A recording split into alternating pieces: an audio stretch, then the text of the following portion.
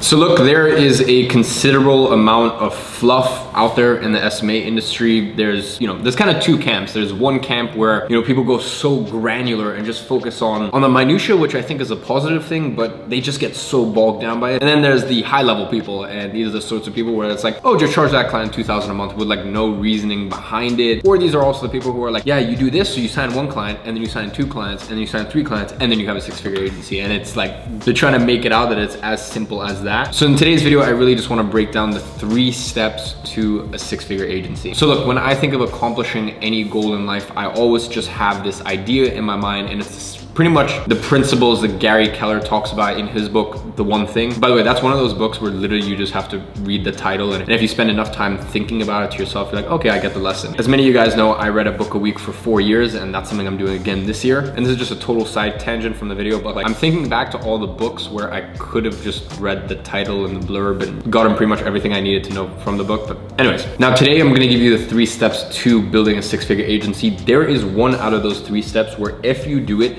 in my opinion, the rest of the 3 pretty much almost become irrelevant. But the real power is when you have all 3 of these in play, working together harmoniously, and that is when you're gonna just have a joy with your agency. So before we also just get straight into it, can I ask that you go ahead and you smash the like button right below this video? As you know, we're trying to get to 300,000 subscribers this year. At the time of recording this, with our current growth stats, it comes out to just over 200,000 is the estimated subscriber count by the end of this year. But the more time I set aside from the real businesses to actually make these free videos for you, hopefully you guys find value from them. Reciprocate by smashing the like button, and we grow this channel this year. So the first step to building a six-figure agency is set meetings with consistency. This really is that one thing. This is the thing that takes care of everything else, because to be very honest, if you're setting 5 meetings a week, so you're having 20 meetings a month, inevitably you are gonna close 2 clients out of those. Like a 10% close rate, and keep in mind you will have cancellations, no-shows, but booking to actual client, a 10% close rate isn't really that hard. It's pretty bad, to be honest. And especially when you're getting that frequency of experience and that frequency of practice and training in, it won't be long until you're closing at a much higher percentage. So having the ability to consistently set meetings means that no matter what, you're practically gonna make sales. And I tell all my students at GrowYourAgency.com, and I'll tell you the same thing, you should always be signing clients on a 3-month minimum, and then from there, rolling month by month. Now, if you're just good at setting meetings, you're okay at sales, but your service delivery is crap, and you don't do a 3-month minimum, at the end of the day, you're gonna keep the client on for a month, and then you lose them. With the 3-month minimum, it gives you a lot of extra security and guarantee. So that is why, to be very blunt,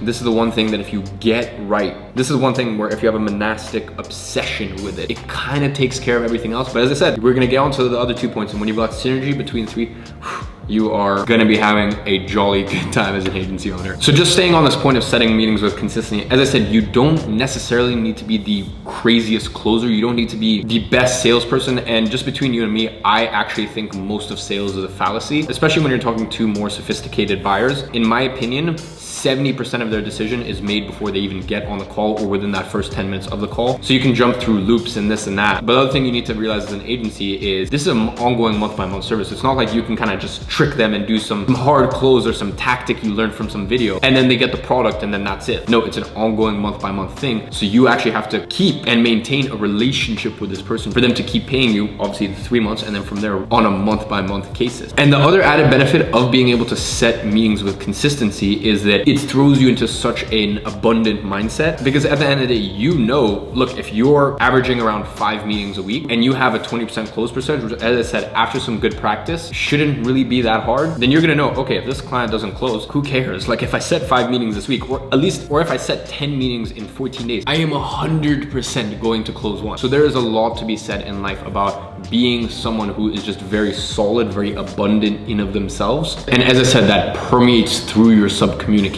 You're actually gonna have to do a lot less selling and you're gonna get much better results. So moving on to number 2 is keep service delivery simple. A common struggle for a lot of agency owners out there is they feel as though they have just golden handcuffs, to be very honest. This was actually the case when my agency really started to take off March of 2017. I very quickly scaled to 4 clients. I had an athlete, which is now rebranded to GenFlow. I had a personal trainer called James Taylor. I had another personal trainer I was working with called Rue. And then I also had a cooking show, funnily enough. And keep in mind, this is back when I still had a creative agency. So very quickly scaled up to 4 clients. Then had a little period of inactivity. And then from there, I closed Zebra Fuel, FuroSystems, Belgravia Garage, and there's one more that I'm forgetting. But point is, like, I scaled up my business, maintained, and then scaled again aggressively. And it was just a mess, to be honest, you know? It felt like these golden handcuffs where, as I said, you know, I'm 17 years old making 10 to 15,000 pounds a month, and it's incredible technically, but I felt just so suffocated by the situation. Now me 3 years later, and you know, that happened basically around 3 years ago at this point, I have so much more wisdom about systems, operations, streamlining my service delivery. And to be honest, even when I had a creative agency, it was that feeling of golden handcuffs and not being in control and keeping my service streamlined and simple. Then led me to go ahead and create the SOPs, like the content timeline. If you're an agency incubator, you know what I'm talking about. And for me to have this system where like every single client follow the same sort of timeline and routine for us to churn out their content monthly and grow their social platforms. So as I said, if I could go back now, I know that I'd be able to have a super dope creative agency. So if you're someone who has a creative agency, you're shooting, editing, distributing content for clients, don't be dissuaded. I was just still very immature in my agency journey, and I didn't have the same sort of macro view on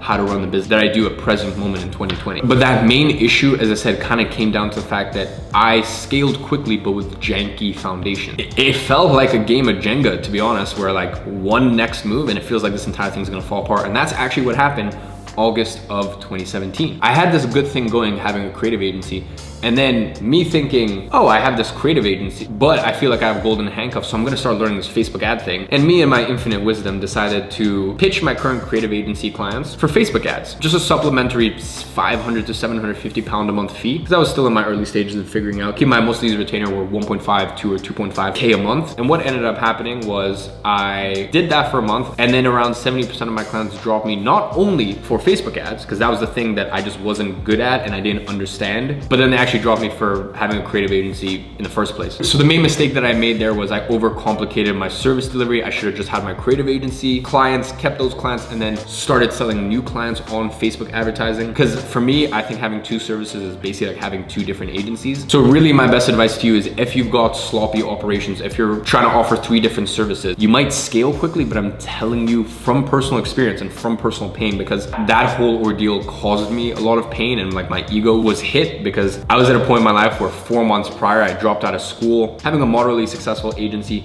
scaling it up, and then literally in the space of 1 month, losing 70% of my retainers. And I was like too ashamed to even tell my mom. Yeah, it wasn't a fun time. And all of it comes back down to, I did not keep my agency simple, and I didn't keep my service delivery streamlined and simple. I just started tacking on extra services, and that led to me taking my eye off the ball of the thing that was actually producing the income. So step number 3 to building a 6-figure agency is retain your clients for as long as humanly possible. Now, this is the area that I would say isn't given as much attention as lead generation or sales, because quite frankly, it's just not as sexy. You see, client retention lifts such a burden off of your shoulders. As stated previously in this video, you should all be signing clients on 3-month minimums, but if you can get your average client retention to 8 to 9 months, you're in a very, very healthy spot. And as I said, if that is your average retention, that gives you a lot of confidence that, look, when this client signs on for $3,000 a month, I know historically, look, they may stay on for 18 months, they may stay on for only the 3-month minimum, but knowing that historically they stay on for 8 to 9 months, that gives you so much confidence knowing that, okay, this is not $3,000 a month, this is closer to $24,000 to $27,000 expected lifetime value from this client. And here's the thing, you know, poor business owners think front end. They think quick cash. Good business owners think long term, and they think about the lifetime value. To give you a perfect example of this, at IAG Media, I have a few strategic referral partners. So that means I refer business to them, they refer business to me. Now, when people refer clients to me, I give 50% of the first month. Keeping in mind that our lowest retainer is $5,200 a month, our average retainer I'd say is around $7,500 a month. So when someone refers a client to me, usually I found that it's close to that $5,200 a month mark, but most of the time I'm writing them a check for $2,600 to $3,000 just upfront. Whereas I know a lot of other agencies are thinking, oh, let me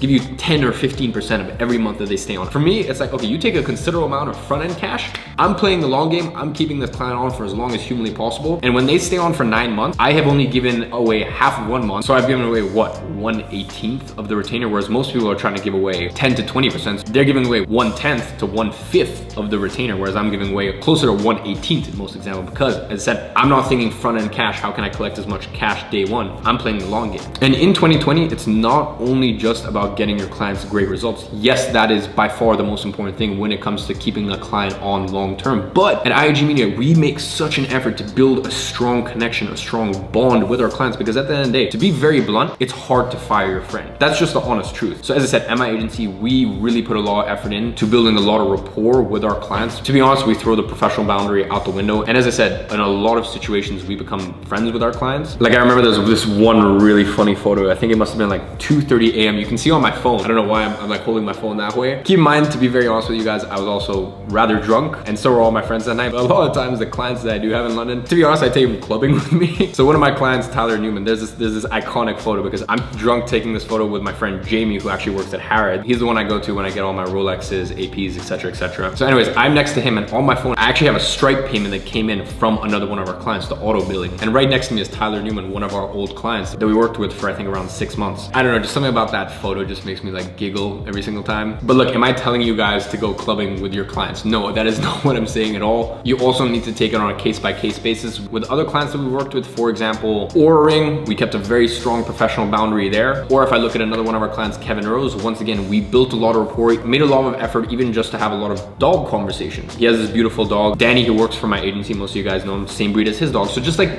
building a lot of commonalities and sparking this client delight is super, super important. So one thing I implemented end of 2019 is actually on the onboarding funnel, clients punch in their personal details and we send clients out gifts of anywhere from $100 to $400. I've sent a client out in the past a little DJI Pocket something. So basically it's like this 4K camera with a stabilizer on it. And I actually sent this out to one of our clients, and one of the reasons I did this as well is because it would take forever to get ads from him. So I was like, you know what, screw it. We're getting him a gift, and that's also gonna help us churn out more ads. And this was also a percentage of ROAS deal. So I guess selfishly, like I wanted better ads so we could get even better returns and in turn have a higher commission. But an example that I guess is a little bit more pure is we were talking with one of our clients and he really wanted to go with his wife to Cirque du Soleil, but all the tickets had run out. So where's my wallet? This is the only time ever in history I have used Amex Concierge. So I called up Amex, and this is after I got Kieran to do a lot of digging and find out whether we could get it somewhere else, whether there's still availability. Basically, you could see what we could do. Last resort, called up Amex Concierge.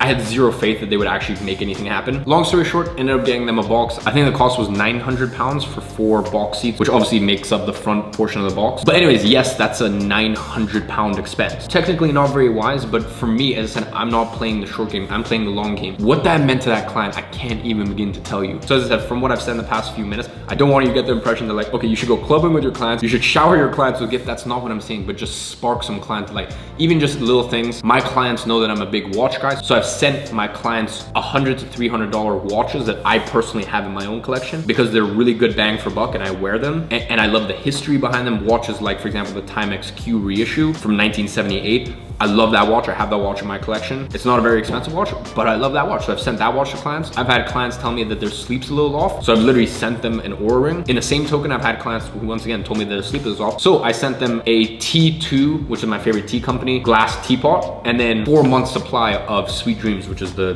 loose leaf chamomile tea that I use. So just little things like, basically what I'm trying to say here is actually care about your clients, deliver them great results, but then once you do that and you get that locked in, you're 70% of the way to making sure that that client stays on a hell of a long time. If you really want to lock it in and take it to 100%, become their friends, build rapport, and genuinely look out for areas in their life where you can add value. I think I made my point. Anyways, ladies and gentlemen, I hope you guys enjoyed this video. Drop a comment down below. Out of those 3, which one do you think is the most important in building a 6-figure agency in 2020? As I said, it is important to be granular and in a lot of senses focus on the minutia, but at a macro level, this is what you need to do to get to 6 figures. And to be honest, this is what you need to do at even higher capacity as you try to scale to 20, 30, 40, 50K a month. So I hope you guys enjoyed that video. As I said, make sure you smash the like button, leave me a comment down below. I'm gonna be reading all of them and responding to all of them. Lots of love, guys. I will see you in the next video.